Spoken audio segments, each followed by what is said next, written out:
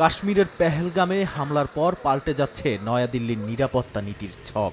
সেনাবাহিনীকে পূর্ণ স্বাধীনতা দেওয়ার একদিনের মাথায় জাতীয় নিরাপত্তা উপদেষ্টা বোর্ড বা এনএসএবি পুনর্গঠন করলেন নরেন্দ্র মোদি।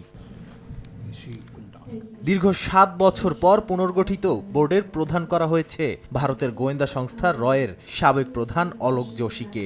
সঙ্গে রাখা হয়েছে বিমান, নৌ ও স্থলবাহিনীর সাবেক শীর্ষ সামরিক কর্মকর্তাদের। বোর্ডে ঠাঁই পেয়েছেন ২ প্রাক্তন পুলিশ কর্মকর্তা ও একজন সাবেক কূটনীতিকও। এই উপদেষ্টা বোর্ডের কাজ হল ভারতের নিরাপত্তা পরিস্থিতি পর্যবেক্ষণ করে জাতীয় নিরাপত্তা কাউন্সিলকে সুপারিশ দেয়া, যার শীর্ষে রয়েছেন প্রধানমন্ত্রী মোদি আর নিরাপত্তা উপদেষ্টা হিসেবে রয়েছেন অজিত দোভাল।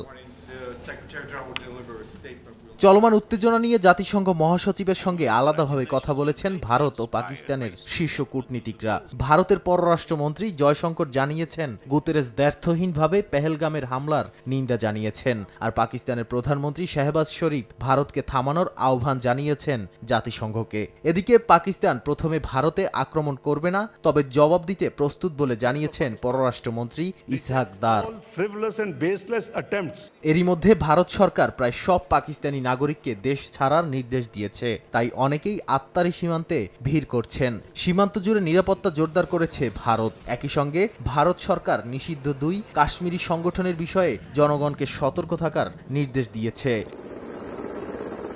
নাদিম মারজান, সময় সংবাদ।